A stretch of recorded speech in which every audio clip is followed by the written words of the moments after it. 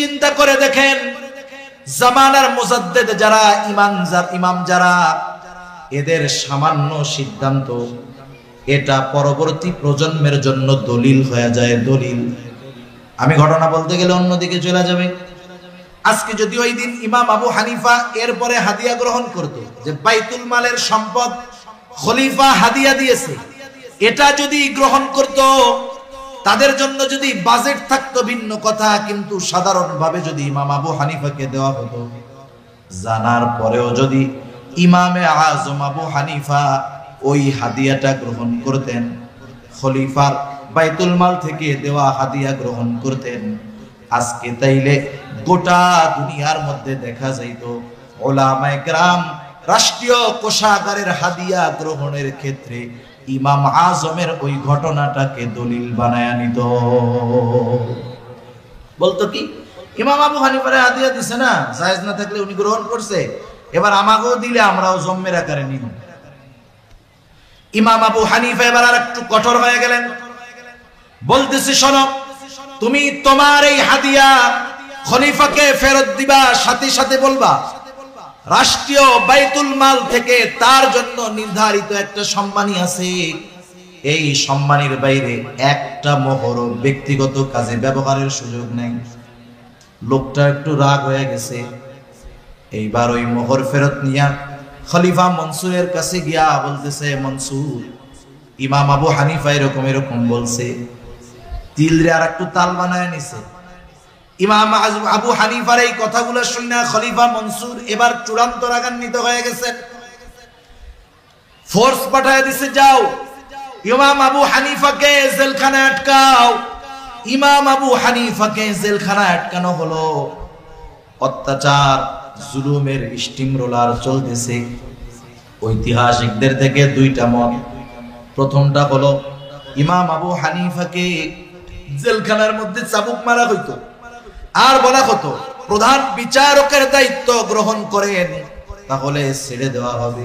চিন্তা করে দেখেন, জেলখানায় চাবুক মারা হইতেছে, দায়িত্ব নেওয়ার জন্য ইমাম আবু হানিফা দায়িত্ব নেন নাই।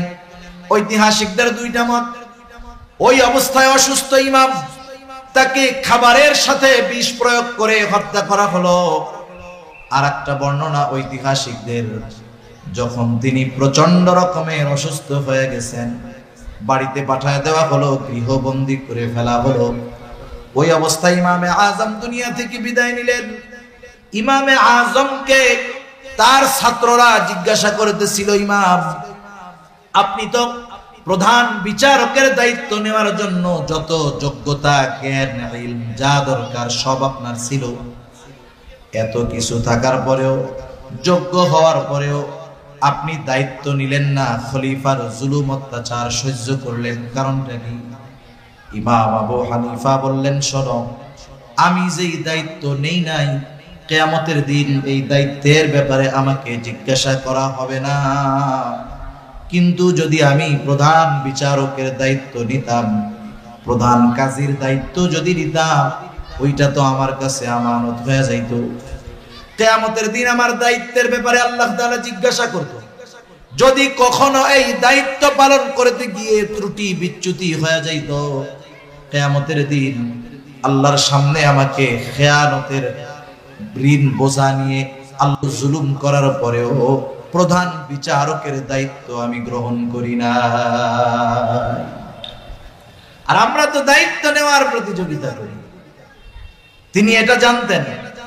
আবু দাউদের হাদিস, রাসূল আকরাম সাল্লাল্লাহু আলাইহি ওয়াসাল্লাম বলেন, আমাদের মধ্যে কাউকে যদি কোনো দায়িত্ব দেওয়া হয়, সরকারি দায়িত্ব হোক আর বেসরকারি দায়িত্ব হোক, নবীজি বলেন, কেউ যদি ওই দায়িত্বের সুচ পরিমাণ খেয়ানত করে, সুচ পরিমাণ, নবীজি বলেন কিয়ামতের দিন ওই লোকটা খেয়ানতের বোঝা নিয়ে আল্লাহর সামনে উপস্থিত হবে।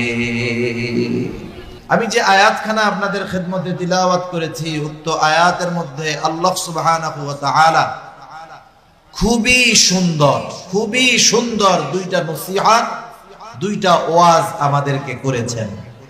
ওয়াজ করেছেন কে? একটু জোরে বলেন না, কে? আল্লাহ ওয়াজ করেছেন। শুধু তাই না, নিজে ওয়াজ করে নিজের ওয়াজের প্রশংসাও আবার নিজে করতেছেন। আল্লাহ তাআলা বলেন, ইন্নাল্লাহা ইয়া'মুরুকুম আন তু'আদ্দুল আমানাতি ইলা আহলিহা ওয়া ইযা হাকামতুম বাইনান নাসি আন তাহকুমু বিল আদল ইন্নাল্লাহা নি'ম্মা ইয়া'iদুকুম বিহি ইন্নাল্লাহা কানা সামিআন বাসীরা। আল্লাহ রাব্বুল আলামিন বলেন, ইন্নাল্লাহা ইয়া'মুরুকুম, নিশ্চয়ই আল্লাহ তাআলা তোমাদেরকে আদেশ করতেছেন। কি আদেশ? আন তু'আদ্দুল আমানাতি ইলা আহলিহা, যে তোমরা আমানত তার হকদারের কাছে ফিরায়া দাও। আল্লাহ তাআলা এক নম্বরে আদেশ করতেছেন আমানত তার হকদারের কাছে ফিরায়া দাও। দুই নম্বর আদেশ, ওয়া ইযা হাকামতুম বাইনান নাস আন তাহকুমু বিল আদল, আর তোমরা যখন মানুষের মধ্যে বিচার আচার করবা, ন্যায় বিচার করবা, এক নম্বর আদেশ আমানত হকদারের কাছে ফিরায়া দাও। দুই নম্বর আদেশ ন্যায় বিচার করবা। আল্লাহ তাআলা এরপরে বলতেছেন, ইন্নাল্লাহা নি'ম্মা ইয়া'iদুকুম বিহি, নিশ্চয়ই আল্লাহ তোমাদেরকে কতই না সুন্দর ওয়াজ করলেন। তার মানে এই দুইটা নসিহত, এই দুইটা ওয়াজ, দুইটা উপদেশ, সুন্দর উপদেশ। ইমাম শাফিঈ রাহমাতুল্লাহি আলাইহি বলেন, এই দুইটা নির্দেশ এমন নির্দেশ, যদি কোনো মুমিন তার জীবনের সাথে এই দুইটা বিষয়কে পরিপূর্ণভাবে ফিট করতে পারে, তার জীবনটা যদি সে এই দুই উপদেশের আলোকে সাজায়া আমলে পরিণত করতে পারে, ইমাম শাফিঈ রাহমাতুল্লাহি আলাইহি বলেন, এই মুমিন সফল কাম হয়ে যাবে। এক নম্বরে আল্লাহ তাআলা বলেন আমানত তার হকদারের কাছে ফিরিয়ে দাও। যদিও এই আয়াত নাজিল হওয়ার একটা কারণ আছে, নির্দিষ্ট একটা ঘটনাকে কেন্দ্র করে আয়াতটা নাজিল হয়েছে, তথাপি মুফাসসিরিনে কেরাম বলেন এই আয়াতের দ্বারা সকল ধরনের আমানত উদ্দেশ্য। নবীজিও আমানতের ব্যাপারে সর্বোচ্চ গুরুত্ব আরোপ করেছেন। রাসূল আকরাম সাল্লাল্লাহু আলাইহি ওয়াসাল্লাম এক হাদিসের মধ্যে জানায় দেন, নবীজি বলেন, আরবাউন ইযা কুন্না ফিকা ফালা আলাইকা মা ফাতাকা মিনাদ দুনিয়া। নবীজি বলেন, চারটি জিনিস যদি তোমার মধ্যে থাকে, ফালা আলাইকা, আর কোনো কিছু তোমার নাই, কিন্তু ওই চার গুণ তোমার মধ্যে আছে। নবীজি বলেন, চিন্তার কোনো কারণ নেই। এই চার গুণে গুণান্বিত মুমিন দুনিয়ায় যদি তার কোনো কিছু নাও থাকে, চিন্তার কোনো কারণ নাই। নবীজি বলেন, মা ফাতাকা মিনাদ দুনিয়া, এই চার গুণে গুণান্বিত হওয়ার কারণে দুনিয়া তার হাতছাড়া হবে না। চার গুণের কথা বর্ণনা করতে গিয়ে নবীজি এক নম্বরে বলেন, হিফযু আমানাতিন, আমানতের হেফাজত করা। আমানতের হেফাজত করা এটা গুরুত্বপূর্ণ একটা বিষয়। কিছু কর্ম আছে, কিছু আমল আছে যেটা শুধুই আমল, এটার সাথে ঈমান সম্পৃক্ত নয়। আমল করলে সওয়াব, না করলে অসুবিধা নেই। কিন্তু আমানতদারিতা এমন এক জিনিস, এমন এক আমল যেটার সম্পৃক্ততা হলো ঈমানের সাথে। রক্তের মধ্যে পানি আছে, জানেন তো কি আছে? পানি। পানি। এখন বলেন তো, কেউ যদি চিন্তা করে আমি আমার দেহের মধ্যে থেকে রক্ত আর পানিরে আলাদা আলাদা করব, বলেন তো রক্তের থেকে পানি যদি আলাদা করা হয় তাহলে বেঁচে থাকা সম্ভব নাকি? সম্ভব নয়। এই বিষয়টা এরকম, আমানতের সাথে ঈমানের সম্পর্কটা এইরকম। এক কথায় আমানত খেয়ানতকারী কখনো মুমিন হতে পারে না, মুমিন কখনো খেয়ানতকারী হতে পারে না।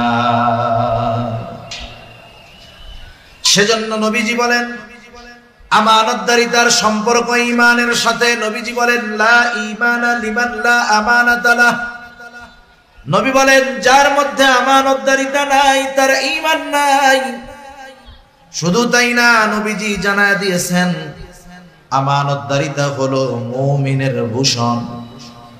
মুমিনের আবশ্যকীয় একটা গুণ হলো আমানতদারিতা, যেটা তার মধ্যে থাকবেই থাকবে।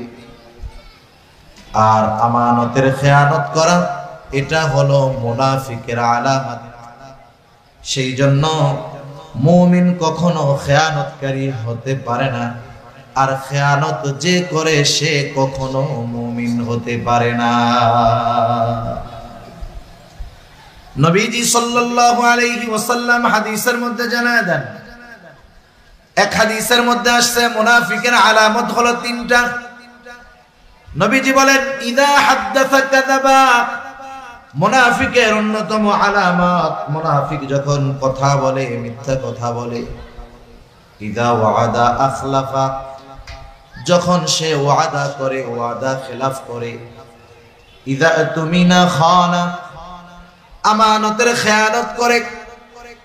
আরো হাদিসের মধ্যে আরো কয়েকটা বাড়ায় আসছে ওয়া ইদা তাখাসামা ফাজারা, যখন কারো সাথে একটু ঝগড়া হয় সে সীমা লঙ্ঘন করে অশ্লীল মন্দ কথাবার্তা বলে। এগুলো মুনাফিকের আলামত।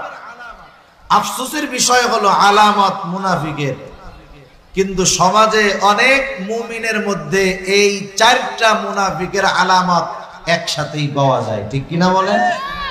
দুই চারজন আপনাদের এলাকায় আসেনি এরকম? সব জায়গায় আছে। এমন না যে আপনাদের এদিকে আছে আমাদের ওইদিকে নাই, বিষয়টা এমন না।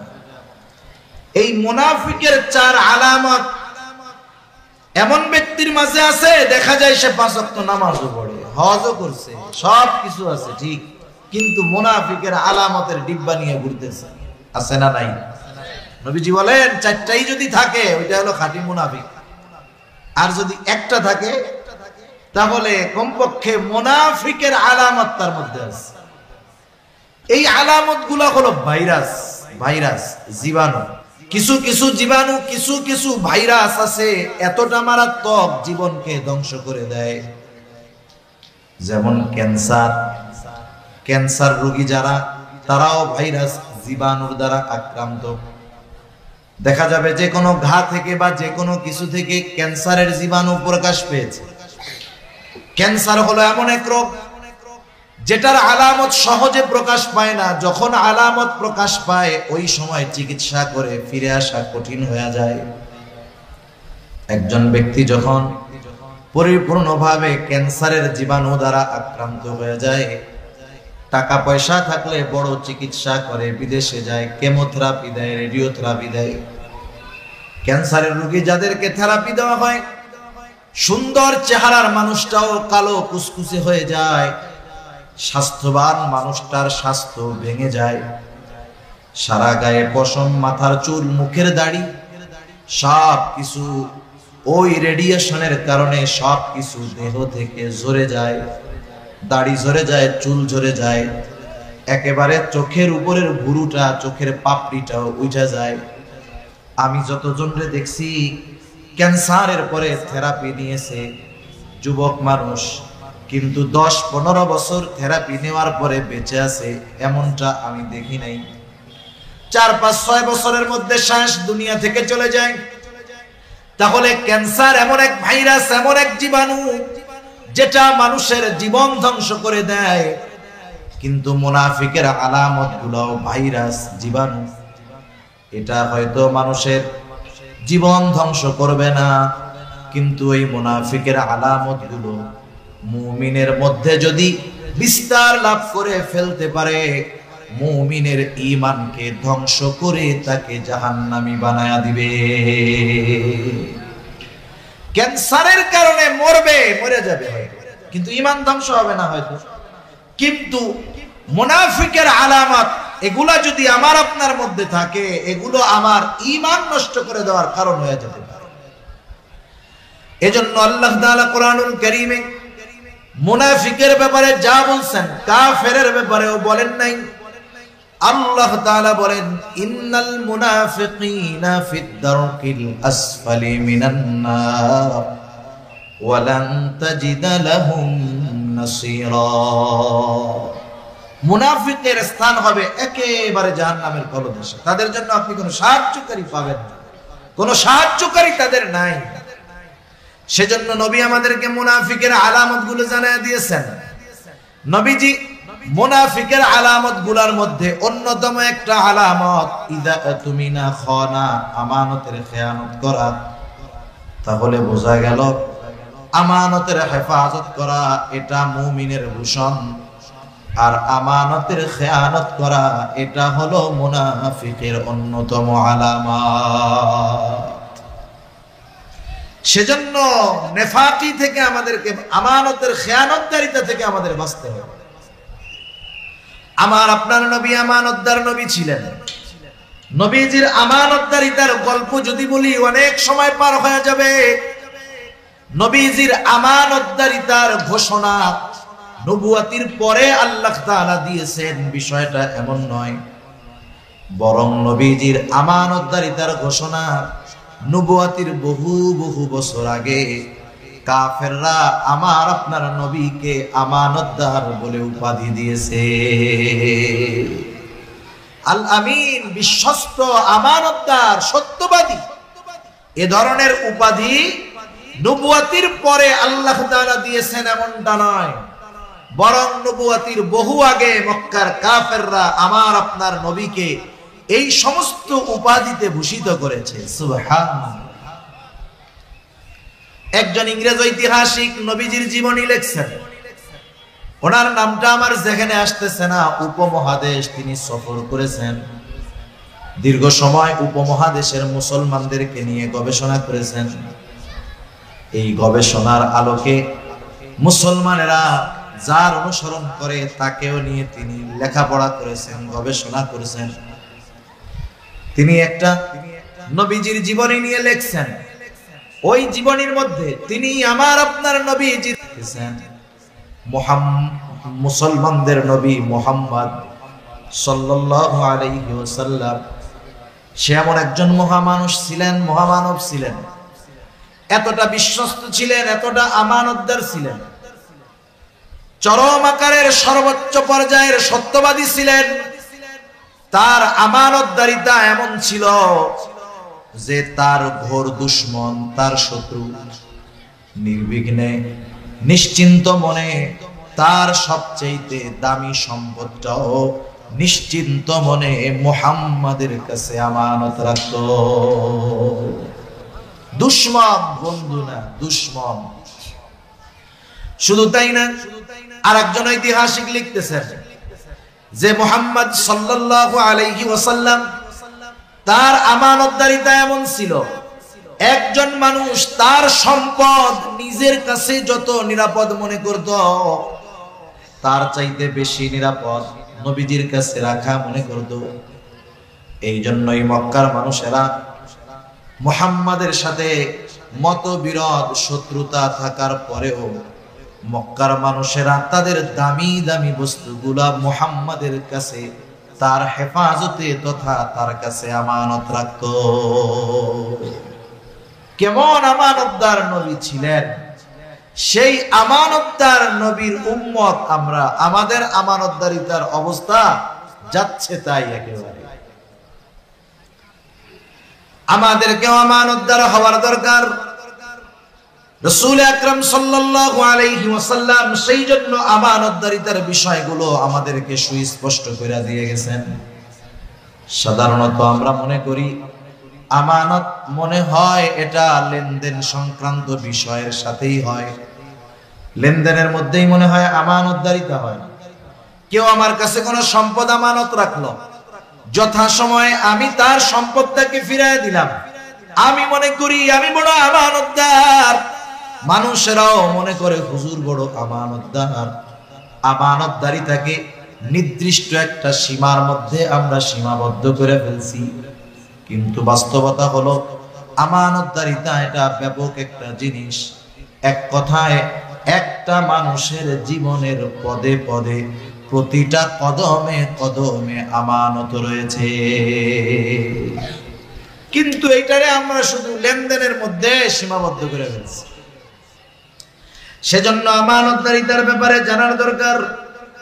এক নম্বর বিষয়, আমানতদারিতা হয় লেনদেনের মধ্যে। লেনদেন সংক্রান্ত আমানতদারিতার বিষয়ে কম বেশি আমাদের ধারণা আছে, এরপরেও একটু বলার দরকার।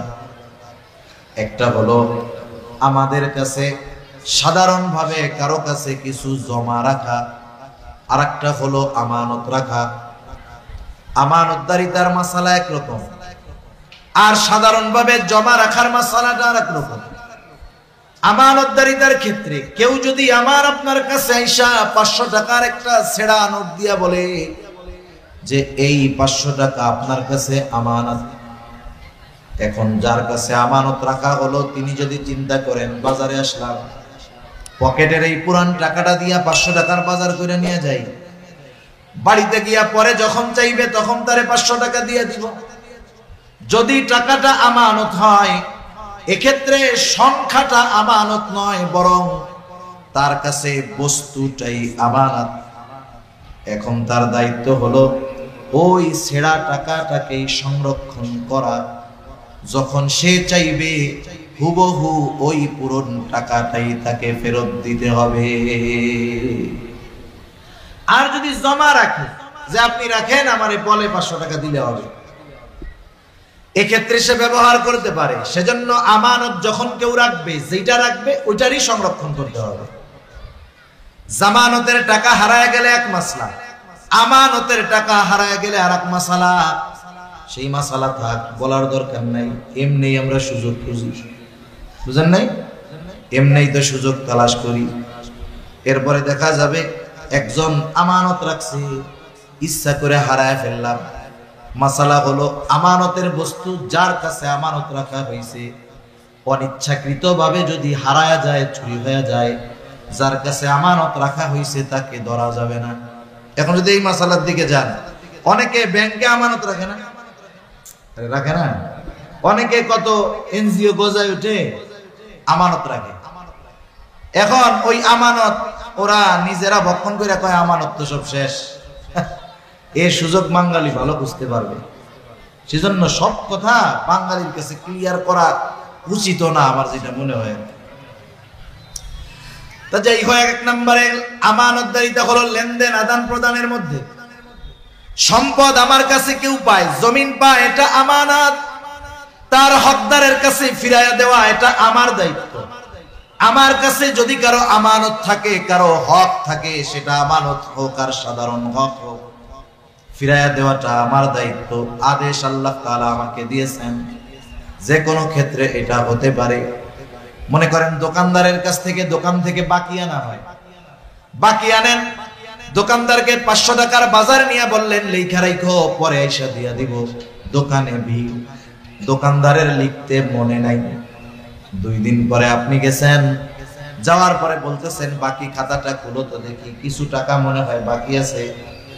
দোকানদার লিখতে ভুলে গেছে, বাকি খাতা খুলে দেখে আপনার নামে কিছু লেখা নাই, কিন্তু আপনি শিওর যে 500 টাকা পায়। আমাদের দেশের মানুষ তখন ফাঁক ফকর খুঁজবে, যেহেতু খাতায় কিছু লেখা নাই, আমার কাছেও কিছু পাওনা নাই। আরে মিয়া, হয়তো ভুল করেছে দোকানদার, কিন্তু আল্লাহ তাআলার নির্দেশ, সে ভুইলা গেছে, যা তার মনে না থাক, কোনো অসুবিধা নাই।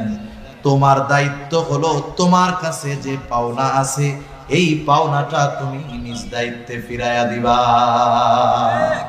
সেটা আমানত হোক আর সাধারণ কোন লেনদেন হোক, এই বিষয়টার দায়িত্ব আমার আপনার উপর।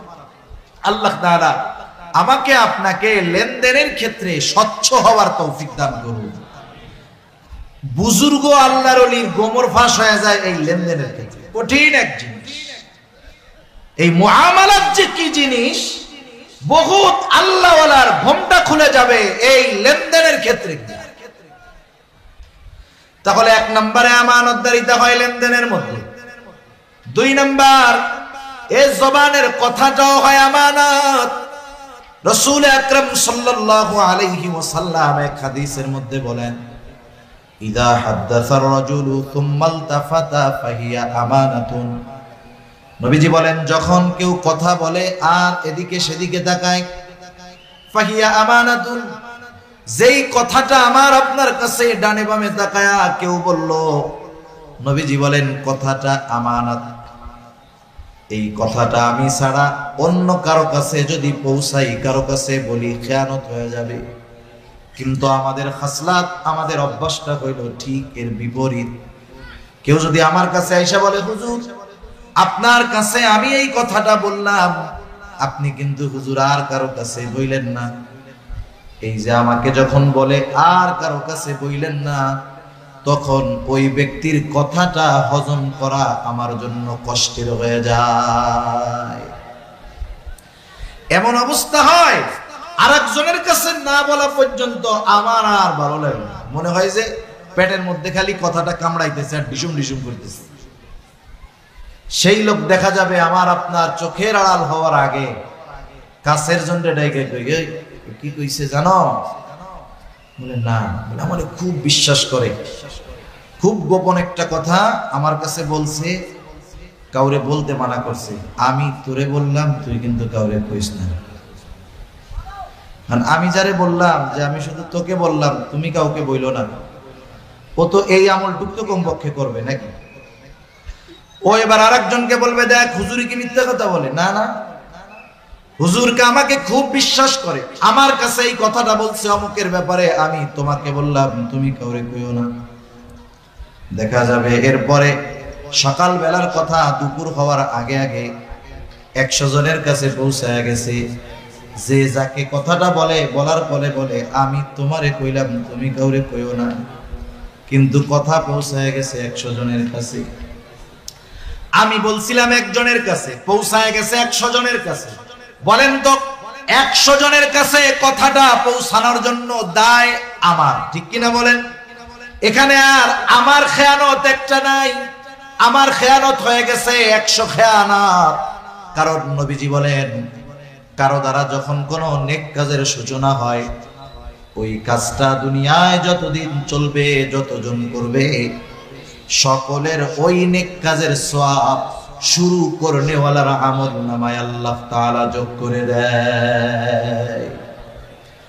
আবার যখন কারো দ্বারা কোনো পাপের কাজের সূচনা হয়, ওই পাপের কাজ, মন্দ কাজ দুনিয়ায় যতদিন চলবে, যতজন করবে, সবার আমলনামা ওই গোনাটা প্রথম যে সূচনা করছে গোনার কাজ, তার আমলনামায় যোগ হয়ে যাবে। নবীজি বলেন, পৃথিবীতে প্রথম অবৈধ হত্যাকাণ্ড সংগঠিত করেছে আদম আলাইহিস সালামের একজন সন্তান। নবীজি বলেন, আদম আলাইহিস সালামের ওই হত্যাকারী সন্তান কিয়ামত পর্যন্ত অন্যায়ভাবে যত হত্যা হবে, সব হত্যাকারীর গুনাহ তার আমলনামায় যোগ হয়ে যাবে। কারণ তার দ্বারা এই অবৈধ হত্যাকাণ্ডের সূচনা ঘটেছে। এই জন্য আমার আপনার দ্বারা যদি কখনো কথার খেয়ানত হয়ে যায়, ওই কথাটা যতজনের কানে পৌঁছাবে, ততগুলো খেয়ানত হবে। আর ওই সকলের খেয়ানতের সমপরিমাণ গুনাহ আমার আপনার আমলনামায় যোগ হয়ে যাবে। সেজন্য কথা হজম করা শিখতে হবে। বাঙালি পাথর খাইয়া হজম করে ফেলতে পারবে, পারলে পারো তো হজম করে ফেলতে পারে বাঙালি, কিন্তু কথা হজম করা বড় কষ্টের, ঠিক কিনা বলেন? কথা হজম করা বড় কষ্ট। সেজন্য কথার ক্ষেত্রে হয় আমানত। 3 নাম্বার দায়িত্ব হয় আমানত। রাসূল আকরাম সাল্লাল্লাহু আলাইহি ওয়াসাল্লামের কাছে একজন বেদুইন সাহাবী এসে প্রশ্ন করতেছে, ইয়া রাসূলুল্লাহ, কিয়ামত কখন হবে? নবীজি ছিলেন উম্মতের রূহানি ডাক্তার। নবীজি সাল্লাল্লাহু আলাইহি ওয়াসাল্লাম দেখা যাইতো একই প্রশ্ন বিভিন্ন ব্যক্তি করেছে, একই প্রশ্নের উত্তর ওই ব্যক্তির অবস্থার আলোকে নবীজি ভিন্ন ভিন্ন দিতেন। যেমন একজন গ্রাম্য সাহাবী এসে প্রশ্ন করতেছে, মাতাসা, কিয়ামত কখন হবে? ওই লোকের প্রশ্নের ভাবটা ছিল এইরকম, সে কেমন যেন গাঠি গুঠি নিয়ে কিয়ামতের জন্য অপেক্ষা করতেছে, কোন সময় কিয়ামত আসবে। তার বলার দ্বারা মনে হইতেছিল এইরকম, মনে করেন আপনারা যখন ঢাকায় যাবেন, চৌমোহনী গিয়া টিকিট কাটছেন, গাড়ি ছিল 10টা, 10:30 বাজে গেছে, গাড়ি এখনো আসে নাই, আপনি ব্যাগ ট্যাগ লাগেজ নিয়ে রেডি, 10:30 বেজে গেছে, গাড়ি তখনও আসে নাই। কাউন্টার মাস্টারে গিয়া আপনি বলবেন যে গাড়ি কখন আসবে। আপনি টিকিট কাইটা বইসা আছেন, প্রশ্ন করেছেন গাড়ি কখন আসবে, আর যে টিকিট কাটে নাই সে জিজ্ঞাসা করতেছে গাড়ি কখন আসবে। বলেন তো, কাউন্টার মাস্টারকে আপনি আর একজন একই প্রশ্ন করলেন, কিন্তু দুইজনের প্রশ্নের মধ্যে তফাৎ আছে না নাই? আপনি তো গাঠি নিয়ে রেডি, ব্যাগ নিয়ে রেডি, গাড়ি কখন আসবে মিয়া, টাইম চলে যাইতেছে, কখন আসবে বলো। আর একজন টিকিট কাটার জন্য প্রশ্ন করছে গাড়ি কখন আছে। যদিও শব্দ এক, কিন্তু এই দুইজন প্রশ্ন করছে এক, কিন্তু দুইজনের প্রশ্ন বলার বাচন ভঙ্গি কিন্তু আলাদা।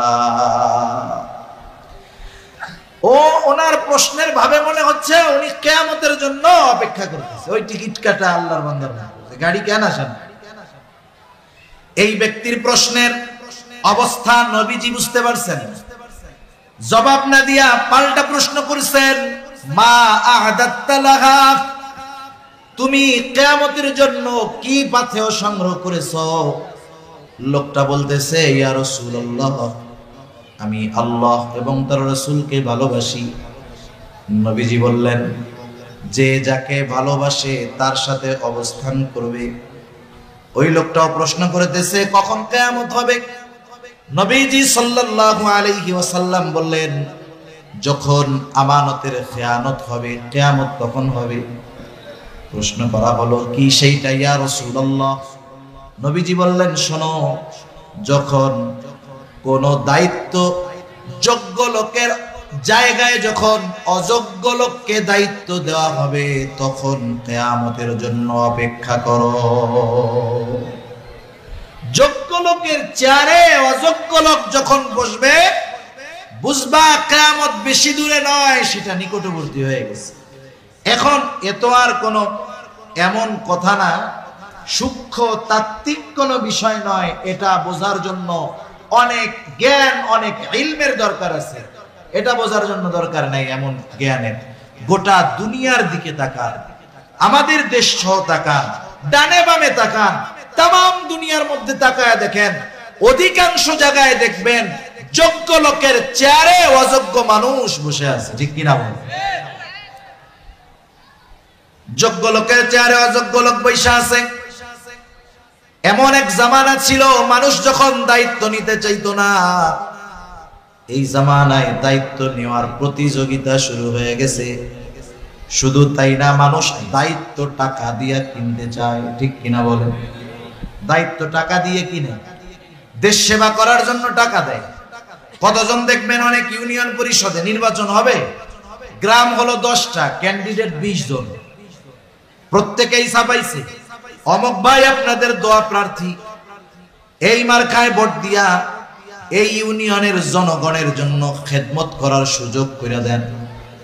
দেখা গেল নমিনেশন আনতে, নির্বাচনে জয়ী হতে 5 কোটি টাকা খরচ করে ফেলছে। ওই বেটার যদি আসলেও মানুষের খেদমত করার ইচ্ছা থাকতো, চেয়ারম্যান হওয়া লাগতো না, 5 কোটি টাকা দিয়া সে মানুষের খেদমত করতে পারতো। তার মানে এই ব্যয় খেদমতের জন্য করে নাই, চেয়ারম্যান সাহেব হওয়ার জন্য করছে, ঠিক কিনা? আগের জামানার মানুষ দায়িত্ব নিতে চাইতো না, এখন দায়িত্ব নেওয়ার জন্য প্রতিযোগিতা করে। আমাদের কলিজার টুকরা ইমাম আজম আবু হানিফা রাহমাতুল্লাহি আলাইহি কেমন মানুষ ছিলেন? আমাদের সমাজে কিছু মানুষ আছে ইমামে আজমের ব্যাপারে জানে না, তাই সমালোচনা করে। আরে গর্ধবগুলা যদি ইমামে আজমের জীবনী পড়তো, তাকওয়া, জুহদ, ইলম, সব কিছুর দিক দিয়ে উনি ওনার জামানায় সর্বোত্তম ছিলেন। ইমাম আজমের অবস্থান ছিল এইরকম। খলিফা মনসুরের জামানা, রাস্তা দিয়ে খলিফা মনসুর চলতেছে, ইমাম আজমের সাথে সাক্ষাৎ। খলিফা মনসুর ইমাম আজম আবু হানিফা রহমাতুল্লাহি আলাইহিকে প্রস্তাব দিল, ইমাম আপনি প্রধান বিচারকের দায়িত্ব গ্রহণ করেন, আপনি চিফ জাস্টিসের দায়িত্ব গ্রহণ করেন, প্রধান বিচারপতির দায়িত্ব গ্রহণ করেন। খলিফা অফার দিয়েছে। ইমাম আবু হানিফা সাথে সাথে বললেন, খলিফা আমি এই দায়িত্ব গ্রহণ করতে পারবো না। খলিফা বলছে, মুখের উপরে খলিফার প্রস্তাব ফিরিয়ে দিছে। খলিফার ইগোতে লাগছে, আত্মসম্মান বোধে লাগছে। খলিফা হাতের চাবুক দিয়ে ইমাম আবু হানিফার গায়ে একটা বাড়ি মারছে। খলিফা যখন রাজপ্রাসাদে ফিরে গেছে, খলিফা মনসুরের চাচা বলতেছে, মনসুর কাজটা তুমি ভালো করো নাই, ইমাম আজমের গায়ে চাবুক দিয়ে আঘাত করছো, কাজ ভালো করো নাই, তার কাছে ক্ষমা চাও। কারণ মানুষ যখন রাগে থাকে, মানুষ যখন রাগান্বিত হয়, এমন কিছু কাজ সে করে ফেলে সুস্থ অবস্থায় বা রাগহীন অবস্থায় ওই কাজটা সে কল্পনাও করে না। ঠিক কিনা বলেন? এই যে বড় মাদ্রাসা দাওরায়ে হাদিস পর্যন্ত প্রবীণ মাদ্রাসা, দাওরায়ে হাদিস পর্যন্ত প্রবীণ মাদ্রাসা, ওনাদের কাছে হয়তোবা মাঝে মধ্যে এরকম লোক আসে, একেবারে লুঙ্গি গেঞ্জি পইরা দৌড় দিয়ে আইসা হাইসা হাজির, মুহতামিম সাহেবকে খুঁজে, মুফতি সাহেবকে খুঁজে। কি হইছে? বলে হুজুর বউয়ের সাথে রাগারাগি কইরা একসাথে 14 তালাক দিয়ে দিছি। আছে না নাই? বলেন তো দুনিয়ায় কেউ খুশি হইয়া তালাক দেয় নাকি? আরে রাগের মাথায় তো দেয়। এই লোকটা সুস্থ অবস্থায় স্ত্রীকে তালাক দেওয়ার কথা চিন্তাও করতো না। ওই কথা যদি অন্তরে আসতো, চিন্তায় আসতো, নিজেকে নিজে ধিক্কার দিত, অথচ রাগের সময় ওই কাজটা করে ফেলছে। কারণ একটা মানুষ যখন রাগে অতিরিক্ত রেগে যায়, তার নিয়ন্ত্রণটা শয়তান নিয়ে নেয়। ওই সময় শয়তান তাকে দিয়ে এমন কিছু কাজ করায় যে রাগহীন অবস্থায় সেটা সে কল্পনাও করতে পারে না। ওই সময় তো রাগে চাবুক দিয়া বাড়ি মেরে দিছে, এখন নিজে একটু অনুতপ্ত হইতেছে, আরে কাজটা করা ঠিক হয় না। কিন্তু উনি তো খলিফা, ইমাম আবু হানিফার কাছে গিয়ে মাপ চাইবে, এটাও তো লজ্জা লাগতেছে। খলিফা মনসুর এইবার তার বিশ্বস্ত লোকটাকে বলতেছে, যাও ইমাম আবু হানিফার কাছে যাও, আমার পক্ষ থেকে গিয়ে ক্ষমা চাও। যাওয়ার সময় এক থলে স্বর্ণ মুদ্রা দিয়ে দিল। বলবা ইমাম খলিফা তার কর্মের জন্য অনুতপ্ত, লজ্জিত, আপনার কাছে ক্ষমা চেয়েছেন, আপনি ক্ষমা করে দিয়েন।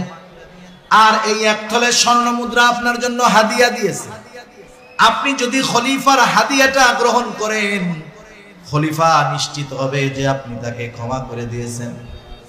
এইবার ওই লোকটা ইমাম আবু হানিফার কাছে গেল, গিয়ে বলতেছে, ইমাম খলিফা আপনার সাথে যে আচরণ করেছে এর জন্য তিনি লজ্জিত, ক্ষমা প্রার্থী। ইমাম আবু হানিফা বললেন, হ্যাঁ ক্ষমা করে দিলাম। এই জন্য দেখেন না, হায়রে মিয়া, ওলামায়ে কেরামের দিলটাও কিন্তু নরম। এই জন্য কেউ যদি আলেমদেরকে কষ্ট দেয়, এরপরেও কেউ যদি আইসা ক্ষমা চায়, ওলামায়ে কেরাম ক্ষমা করে দেয়। এটা তাদের দুর্বলতা না, কিন্তু এটা নববী এক সিফাত, নবীজির এক গুণ। আরে তায়েববাসী পাথর মারতে মারতে নবীজিকে রক্তাক্ত করে ফেলছে। কি পরিমাণ দেহের মধ্যে আঘাত, যে দেহের মধ্যে ছিদ্র ছিদ্র দাগ হয়ে গেছে। আয়েশা সিদ্দিকা রাদিয়াল্লাহু তাআলা আনহা দেখে বলতেছে, ইয়া রাসূলুল্লাহ সাল্লাল্লাহু আলাইহি ওয়াসাল্লাম, আপনার কি কখনো বসন্ত হয়েছিল নাকি? এটা কিসের দাগ? নবীজি বলতেছেন, এটা হলো তায়েববাসী না বুঝা আমাকে যে পাথর মারছে, সেই পাথরের আঘাতের দাগ। নবীজিকে যখন রক্তাক্ত করে ফেলছে তায়েববাসী, রক্ত জামা ভিজে গেছে, রক্ত বেয়ে বেয়ে জুতার মধ্যে ঢুকে গেছে, এত পরিমাণ রক্ত দেহ থেকে বাহির হয়েছে। রক্ত শুকায়া পায়ের সাথে নবীজির জুতা আটকে গেছে। নবীজি যখন ক্লান্ত দেহ নিয়া তায়েফের এক আঙ্গুর বাগানের পাশে বিশ্রাম নিচ্ছেন, আল্লাহ তাআলা জিবরাইল আমিনকে পাঠিয়ে দিয়েছেন, সাথে আরেকজন ফেরেশতা পাহাড়ের দায়িত্বে নিয়োজিত। ওই ফেরেশতা এসে বলতেছে, ইয়া রাসূলুল্লাহ, আল্লাহ তাআলা আমাকে আপনার আদেশ পালনের জন্য পাঠিয়েছেন। এই কওম আপনার সাথে কেমন আচরণ করেছে আল্লাহ তাআলা দেখেছেন। আপনি যদি আদেশ করেন 2 পাহাড় মিশিয়ে তায়েফবাসীকে পিষিয়ে দেওয়া হবে, নিশ্চিহ্ন করে দেওয়া হবে। এখানে যে একটা জনবসতি ছিল, জনপদ ছিল, একেবারে নিশ্চিহ্ন করে দেওয়া হবে। হায় রে, নবীজি কি বললেন? নবীজি তাদের উপরে সামান্য গুসা হন নাই, এমনটাও বলেন নাই হালকা একটু দিয়া সতর্ক করে দাও, এমনটা বলেন নাই। বরং নবীজি আরাম করতেছিলেন, উঠা বৈশা গেলেন। ওই ফেরেশতার কথার জবাবে নবীজি বলতেছেন, বাল আরজু আন ইয়াখরুজাল্লাহু মিন নাসলাবিহিম মান ইয়াবুদুল্লাহা ওয়াহদাহু ওয়া লা ইউশরিকু বিহি শাইআ। তুমি তো বলতেছো 2 পাহাড় মিশাইয়া নিশ্চিহ্ন করে দিবা, আর আমি তো এদের ব্যাপারে আল্লাহ তাআলার কাছে আশা পোষণ করি যে আল্লাহ তাআলা এদের মধ্য থেকে এমন এক প্রজন্ম বের করবে যারা এক আল্লাহর ইবাদত করবে, কারো সাথে শিরিক করবে না। সুবহানাল্লাহ। এটা উলামায়ে কেরামের এক নববী সিফাত। এজন্য আলেম আহলে হক উলামায়ে কেরামের সাথে বেয়াদবি করলে ওই সে মাফ চাইলে মাফ করে দেয়, এটা দুর্বলতা না। ইমাম আবু হানিফা বললেন, মাফ করে দিছি, অসুবিধা নাই। কিন্তু খলিফা তো বলে দিছে হাদিয়া দিবা, হাদিয়া গ্রহণ করলে নিশ্চিত হব যে উনি ক্ষমা করেছেন। লোকটা বলতেছে, এই যে 1 থলে স্বর্ণ মুদ্রা আপনার জন্য খলিফা হাদিয়া দিয়েছে, গ্রহণ করেন। ইমাম আবু হানিফা বললেন, মাফ করে দিয়েছি, হাদিয়া গ্রহণ করা যাবে না। বললেন, খলিফা বলছে আপনি নিজে রাখেন, নাইলে উনি বিশ্বাস করবে না যে ক্ষমা করছেন। আপনি রাইখা দেন, আপনার ব্যয় করা লাগবে না, আপনি অন্য কাউকে দিয়ে দিয়েন। ইমাম আবু হানিফা বলতেছে, তোমার কাছ থেকে রাখার পর আমি খরচ করলাম নাকি অন্য কাউকে দিয়ে দিলাম এটা তো বিষয় নয়, বরং তোমার খলিফা মনে করবে আমার পাঠানো হাদিয়া ইমাম আজম গ্রহণ করেছে, সুতরাং এটা রাখাই যাবে না। সে আরো জোর জবরদস্তি করতেছে, রাখেন না। ওই লোকটাও তো বিরক্ত হয়ে যাইতেছে অনুরোধ করতে করতে। এইবার ইমাম আবু হানিফা রাহমাতুল্লাহি আলাইহি বলতেছেন, বলেন তো কাউরে চুরি করে আইনা হাদিয়া দেওয়া জায়েজ আছে নাকি? হ্যাঁ, দুর্নীতি করে টাকা আইনা আরেকজনরে হাদিয়া দেওয়া জায়েজ হবে নাকি? বলেন তো, আমার আপনার কাছে যদি ব্যাগ ভর্তি টাকা কেউ আইনা দেয়, আমি আপনি যদি জানতে পারি টাকাটা অন্য কারো, আমার আপনার জন্য এই হাদিয়া গ্রহণ করা বৈধ হবে নাকি? তাহলে দেওয়াও বৈধ হবে না, নেওয়াটাও বৈধ হবে না। ইমাম আজম এবার বলতেছে, হাদিয়া তো দিতে হবে নিজের টাকা থেকে। বলতেছে, তোমার খলিফা যে হাদিয়া পাঠাইছে, এই হাদিয়া পাইলো কোথায়? বলতেছে, কোথায় পাবে? বাইতুল মাল থেকে দিছে। এইবার ইমাম আবু হানিফা আরো কঠোর হয়ে গেলেন। একটু চিন্তা করে দেখেন, জামানার মুজাদ্দিদ যারা, ইমাম যারা, এদের সামান্য সিদ্ধান্ত এটা পরবর্তী প্রজন্মের জন্য দলিল হয়ে যায়, দলিল। আমি ঘটনা বলতে গেলে অন্যদিকে চলে যাবে। আজকে যদি ওই দিন ইমাম আবু হানিফা এরপরে হাদিয়া গ্রহণ করত, যে বাইতুল মালের সম্পদ খলিফা হাদিয়া দিয়েছে, এটা যদি গ্রহণ করত, তাদের জন্য যদি বাজেট থাকতো ভিন্ন কথা, কিন্তু সাধারণভাবে যদি ইমাম আবু হানিফাকে দেওয়া হতো, জানার পরেও যদি ইমামে আজম আবু হানিফা ওই হাদিয়াটা গ্রহণ করতেন, খলিফার বাইতুল মাল থেকে দেওয়া হাদিয়া গ্রহণ করতেন, আজকে তাইলে গোটা দুনিয়ার মধ্যে দেখা যাইত উলামায়ে কেরাম রাষ্ট্রীয় কোষাগারের হাদিয়া গ্রহণের ক্ষেত্রে ইমাম আজমের ওই ঘটনাটাকে দলিল বানায় নিত। বলতো কি, ইমাম আবু হানিফারে হাদিয়া দিছে না, জায়েজ না থাকলে উনি গ্রহণ করছে, এবার আমাকেও দিলে আমরাও জম্মের আকারে নিব। ইমাম আবু হানিফা এবার আর একটু কঠোর হয়ে গেলেন, বলতেছে শোনো, তুমি তোমার এই হাদিয়া খলিফাকে ফেরত দিবা, সাথে সাথে বলবা রাষ্ট্রীয় বাইতুল মাল থেকে তার জন্য নির্ধারিত একটা সম্মানী আছে, এই সম্মানের বাইরে একটা মোহর ব্যক্তিগত কাজে ব্যবহারের সুযোগ নেই। লোকটা একটু রাগ হয়ে গেছে, এইবার ওই মোহর ফেরত নিয়া খলিফা মনসুরের কাছে গিয়া বলতেছে, মনসুর, ইমাম আবু হানিফা এরকম এরকম বলছে। তিলরে আর একটু তাল বানায় নিছে। ইমাম আবু হানিফার এই কথাগুলো শুনে খলিফা মনসুর এবার চূড়ান্ত রাগান্বিত হয়ে গেছেন। ফোর্স পাঠায় দিছে, যাও ইমাম আবু হানিফাকে জেলখানায় আটকাও। ইমাম আবু হানিফাকে জেলখানায় আটকানো হলো। অত্যাচার জুলুমের স্টিম রোলার চলতেছে। ঐতিহাসিকদের থেকে দুইটা মত। প্রথমটা হলো ইমাম আবু হানিফাকে জেলখানার মধ্যে চাবুক মারা হইতো, আর বলা হতো প্রধান বিচারকের দায়িত্ব গ্রহণ করেন, তাহলে ছেড়ে দেওয়া হবে। চিন্তা করে দেখেন, জেলখানায় চাবুক মারা হইতেছে, দায়িত্ব নেওয়ার জন্য ইমাম আবু হানিফা দায়িত্ব নেন নাই। ঐতিহাসিকদের দুইটা মত। ওই অবস্থায় অসুস্থ ইমাম, তাকে খাবারের সাথে বিষ প্রয়োগ করে হত্যা করা হলো। আর একটা বর্ণনা ঐতিহাসিকদের, যখন তিনি প্রচন্ড রকমের অসুস্থ হয়ে গেছেন, বাড়িতে পাঠায় দেওয়া হলো, গৃহবন্দী করে ফেলা হলো। ওই অবস্থায় ইমামে আজম দুনিয়া থেকে বিদায় নিলেন। ইমামে আজমকে তার ছাত্ররা জিজ্ঞাসা করতেছিল, ইমাম, আপনি তো প্রধান বিচারকের দায়িত্ব নেওয়ার জন্য যত যোগ্যতা, জ্ঞান, ইলম যা দরকার সব আপনার ছিল, এত কিছু থাকার পরেও, যোগ্য হওয়ার পরেও আপনি দায়িত্ব নিলেন না, খলিফার জুলুম অত্যাচার সহ্য করলেন, কারণটা কি? ইমাম আবু হানিফা বললেন, শোনো, আমি যেই দায়িত্ব নেই নাই, কিয়ামতের দিন এই দায়িত্বের ব্যাপারে আমাকে জিজ্ঞাসা করা হবে না। কিন্তু যদি আমি প্রধান বিচারকের দায়িত্ব নিতাম, প্রধান কাজীর দায়িত্ব যদি নিতাম, ওইটা তো আমার কাছে আমানত হয়ে যাইত।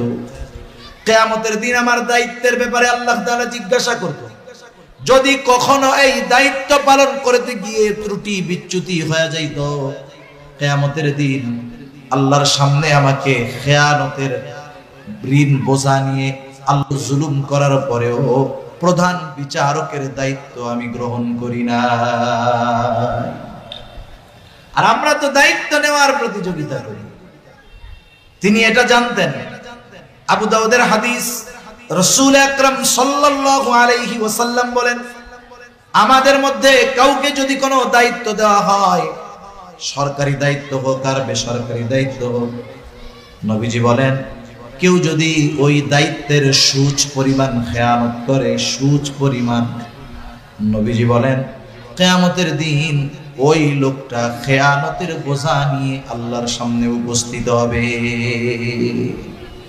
সেজন্য প্রত্যেকের জায়গা থেকে খেয়াল করা দরকার যে দায়িত্বটা তো আমানত। আমাকে যেই দায়িত্ব দেওয়া হয়েছে, সেই দায়িত্ব যদি যথাযথভাবে পালন না করি, আর ওই দায়িত্বের বিপরীতে যেই ওজিফা, যেই বেতন আমার জন্য আছে, আমি যদি সেটা পরিপূর্ণরূপে গ্রহণ করি, তাহলেও আমাকে খেয়ানতকারীদের তালিকায় অন্তর্ভুক্ত হতে হবে। ছোট বড় সকল ধরনের দায়িত্ব আমানত। আল্লাহ তাআলা আমাদের বুঝবার তৌফিক দান করুন, সবাই বলি আমিন। দায়িত্বের সময় যেই সময়টা থাকে, দায়িত্বের টাইম, ওই টাইমটাও আমানত। একজন লোক অফিসে চাকরি করে, ওই সময় চুক্তি আছে সকাল 8টা থেকে দুপুর 1টা, 1 ঘন্টা নামাজ, খানার বিরতি 2টা থেকে 4টা। এই যে সময় 7 ঘন্টা 8 ঘন্টা সময়, এটা তার জন্য আমানত। এই সময়টা সে নিজের কাজে ব্যয় করতে পারবে না। শুধু তাই না, যে অফিসে চাকরি করে, অনেক সময় অফিসের মোবাইল থাকে, খাতা থাকে, কলম থাকে, এটাও কিন্তু আমানত। ব্যক্তিগত কাজে ব্যবহার করা যাবে না, সময়টা নিজের কাজে ব্যয় করা যাবে না। মাজহার নানুতুবি রহমাতুল্লাহি আলাইহি নামে একজন আল্লাহর ওলি ছিলেন। উনি এক জায়গায় খেদমত করতেন, চাকরি করতেন। মাস শেষে সময় হিসাব কইরা কইরা বেতন নিতেন। যদি ক্লাসের কোনো সময়, দায়িত্বের কোনো সময় নিজের কাজে ব্যয় করতেন, ওই সময়ের হিসাব রাইখা মাসের শেষে ওই সময়ের পরিমাণ ওজিফা বেতন থেকে তিনি ফেরত দিয়ে দিতেন। কেমন আমানতদার ছিল এরা দায়িত্বের ব্যাপারে, সময়ের ব্যাপারে। শুধু তাই না, শরীয়তের বিধিবিধান, হুকুম, আহকাম, এটাও আমাদের কাছে আমানত। আল্লাহ তাআলা বলেন, ইন্না আরাদনাল আমানাতা আলাস সামাওয়াতি ওয়াল আরদি ওয়াল জিবাল ফাআবাইনা আন ইয়াহমিলনাহা ওয়া আশফাকনা মিনহা ওয়া হামালাহাল ইনসান। আল্লাহ তাআলা বলেন, আমি এই আমানত আসমানের কাছে, জমিনের কাছে, পর্বতমালার কাছে পেশ করলাম। তারা প্রচন্ড ভীত সন্ত্রস্ত হয়ে গেল। এই আমানত তারা বহন করলো না। ওয়া হামালাহাল ইনসান, মানুষ এই আমানত বহন করলো। মুফাসসিরিনে কেরাম বলেন, কি সেই আমানত? কোন কোন মুফাসসির বলেন সেই আমানত হলো কোরআন। কেউ কেউ বলেন শরীয়তের সকল বিধিবিধান। একই কথা, একই কথা। তাহলে কোরআন হলো আমাদের শরীয়তের মূলনীতি, মৌলিক সব কিছু কোরআন সুন্নাহর মধ্যে আছে। এই আমানত কেউ বহন করতে রাজি হয় নাই, মানুষ বহন করেছে। এই জন্য শরীয়তের সকল বিধিবিধান, হুকুম, আহকাম আমার আপনার উপরে আমানত। সেজন্য আল্লাহ তাআলার যত আদেশ আছে আমানত, যত নিষেধ আছে আমানত। আদেশ কেউ যদি অমান্য করে, তাহলে আদেশ অমান্য করলে গুনাহ হবে, সাথে সাথে খেয়ানতকারী হতে হবে। নিষেধ যে বিষয়গুলো আল্লাহ তাআলা করেছেন, ওই নিষিদ্ধ কর্মগুলো কেউ যদি করে, তাহলে তার তো গুনাহ হবে, সাথে সাথে ওই যে নিষেধটা ছিল, এটা আমানত, অমান্য করার কারণে খেয়ানত হবে। এজন্য শরীয়তের সকল বিধিবিধান, হুকুম, আহকামগুলো আমানতদারিতার সাথে পালন করার দরকার। শুধু তাই না, আমাদের সন্তান সন্ততি আমাদের কাছে আমানত, আমাদের অধীনস্থ যারা আছে আমানত। কারণ কিয়ামতের দিন আল্লাহ তাআলা তাদের ব্যাপারে আমাদেরকে জিজ্ঞাসা করবে। নবীজি বলেন, কুল্লুকুম রাঈন ওয়া কুল্লুকুম মাসউলুনা আন রাইয়াতিহি। আমরা প্রত্যেকেই দায়িত্বশীল, প্রত্যেককে তার দায়িত্বের ব্যাপারে জিজ্ঞাসাবাদ করা হবে, অধীনস্থদের ব্যাপারে জিজ্ঞাসা করা হবে। কারণ আল্লাহ তাআলা কোরআনুল কারীমের মধ্যে বলেন, ইয়া আইয়ুহাল্লাযীনা আমানু কু আনফুসাকুম ওয়া আহলিকুম নারা। আল্লাহ তাআলা বলেন, হে ঈমানদারেরা, নিজে জাহান্নাম থেকে বাঁচাও, অধীনস্থদেরকেও জাহান্নামের আগুন থেকে বাঁচাও। সাহাবায়ে কেরাম প্রশ্ন করতেছে, ইয়া রাসূলুল্লাহ, নিজে জাহান্নাম থেকে বাঁচবো বুঝলাম, আদেশটা করেছেন মুমিনদের উপর। ইয়া আইয়ুহাল্লাযীনা আমানু, হে ঈমানদারেরা, নিজে জাহান্নাম থেকে বাঁচো। ঈমান তো আনছো, কেমনে জাহান্নাম থেকে বাঁচবা? সাহাবায়ে কেরাম বলতেছে, ইয়া রাসূলুল্লাহ, নিজে জাহান্নাম থেকে বাঁচবো বুঝলাম, নেকের কাজ করব, গুনার কাজ থেকে বাঁচবো, কিন্তু অধীনস্থদের জাহান্নামের আগুন থেকে কেমনে বাঁচাবো? কারণ দুনিয়ার কেউ কাউকে জাহান্নামের আগুন থেকে বাঁচাতে পারে না। দুনিয়ার কোন নবী রাসূল তার মহব্বতের লোকদের জাহান্নাম থেকে বাঁচাতে পারবে না। কিন্তু আফসোসের বিষয় হলো, আমাগো দেশের কিছু বাবা তার মুরিদদের জাহান্নাম থেকে বাঁচানোর টেন্ডার নিয়ে নিছে। আছে না এরকম? বাবার কাছে মুরিদ হওয়ার টেনশন নাই, কবরে গেলে মুনকার নাকিরের আগে বাপ যাই হাজির হবে। যে কি বলবে, এই এর প্রশ্ন করিস না, এ দুনিয়া আমার লোক ছিল। এই শয়তানেও চিন্তা করে, এরকম উল্টাপাল্টা কথা কয় কেন? শয়তান বলে, তুই হলি আমার সবচেয়ে বড় খলিফা, তোর মতো শয়তান থাকতে আমার আর ডিউটি করা লাগবে না। চিন্তা করে দেখেন, যদি দুনিয়াতে কোনো মানুষকে এই ক্ষমতা দেওয়া হতো, সে জান্নাতে নিতে পারবে, জাহান্নামে নিতে পারবে। দুনিয়াতে কোনো মানুষকে যদি ক্ষমতা দেওয়া হইতো, একজন মানুষকেও যদি এই পাওয়ার দেওয়া হতো, আমার আপনার নবী এই পাওয়ারটা পাওয়া যাইতে। কিন্তু নবীজিকেও আল্লাহ তাআলা এই ক্ষমতা দেন নাই। আল্লাহ তাআলা যদিও নবীজিকে হাদি হিসাবে প্রেরণ করেছেন, পথ প্রদর্শক হিসাবে প্রেরণ করেছেন, নবী পথ প্রদর্শক, আমার আপনার নবী পথ প্রদর্শক, আল্লাহ তাআলাও কিন্তু পথ প্রদর্শক। এই যে আমরা নামাজ পড়ি, প্রত্যেক নামাজের প্রতি রাকাতে সূরা ফাতিহা আছে, হাদিস হইল এইটা। আরেক গ্রুপ বলবে প্রত্যেক নামাজের প্রতি রাকাতে সবার সূরা ফাতিহা পড়তে হবে। বিষয়টা কিন্তু এটা না।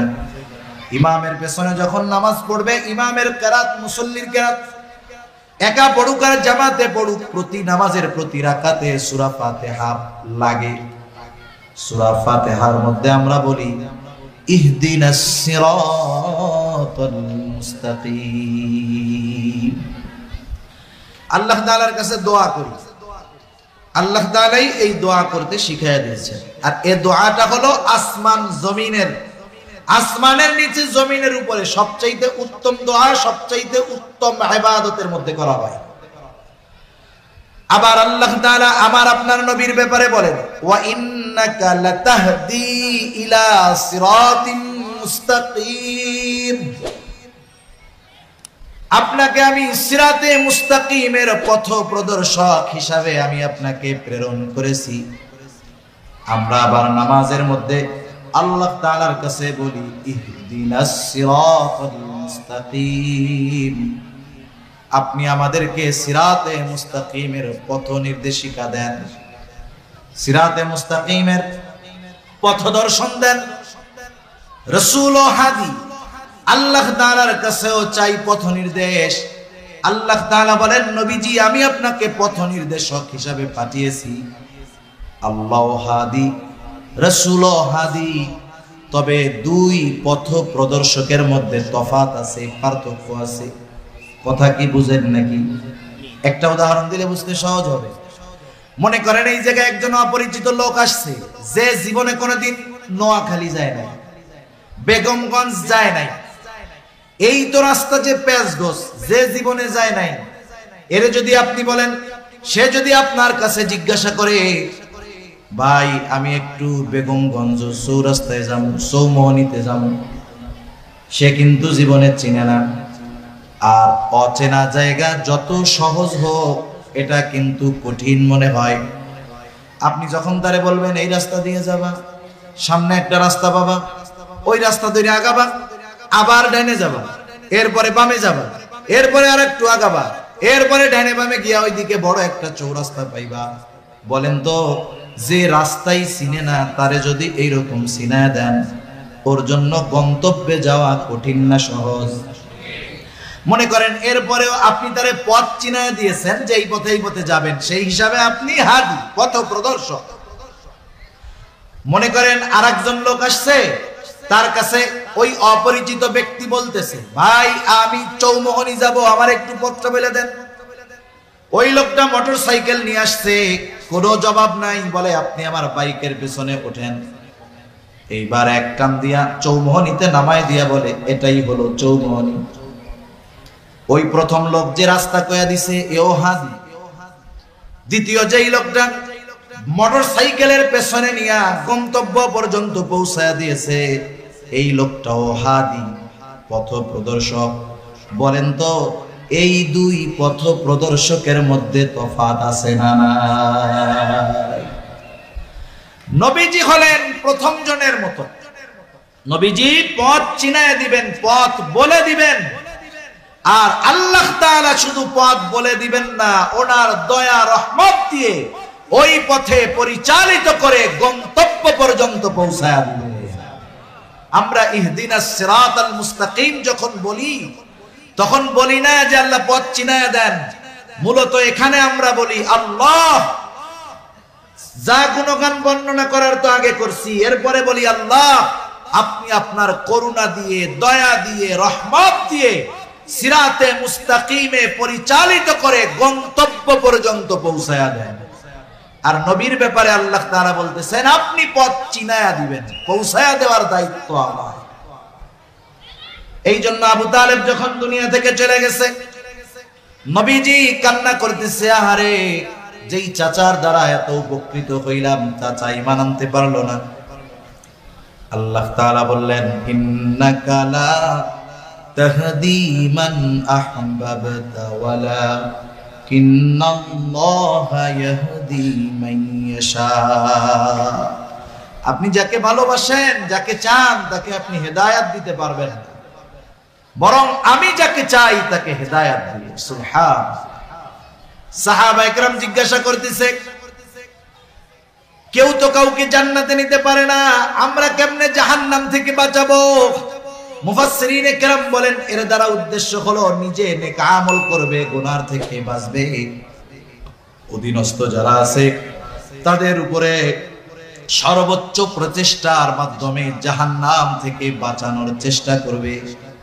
তার চেষ্টায় যদি কোনো ত্রুটি না থাকে, হক আদায় হয়ে যাবে, তার উপরে যেই দায়িত্বটা ছিল, আমানতটা ছিল, সেটা পালন করা হয়ে যাবে। কিন্তু যদি অধীনস্থদের ক্ষেত্রে ওই দায়িত্বটা সে পালন না করে, তাহলে সেও খেয়ানতকারীদের অন্তর্ভুক্ত হয়ে যাবে। তাহলে আমরা আল্লাহ তাআলার সুন্দর ওয়াজের ব্যাপারে আলোচনা করতেছিলাম। আমানতের যতটুকু হয়েছে এতটুকু যদি আমরা আমল করি যথেষ্ট। আল্লাহ তাআলা বললেন, ইন্নাল্লাহা ইয়া'মুরুকুম আন তু'আদ্দুল আমানাতি ইলা আহলিহা। এক নম্বর আদেশ করেছেন আল্লাহ তাআলা যে আমানত তার হকদারের কাছে ফিরিয়ে দাও। দুই নম্বর আদেশ, ওয়া ইযা হাকামতুম বাইনান নাস আন তাহকুমু বিল আদল। তোমরা যখন মানুষের মধ্যে বিচার আচার করবা, ন্যায় বিচার করবা, তুমি যখন বিচারক, তোমার সামনে যদি তোমার দুশমন বিচারের জন্য আসে, খবরদার শত্রুতা বশত তার সাথে অবিচার করবা না।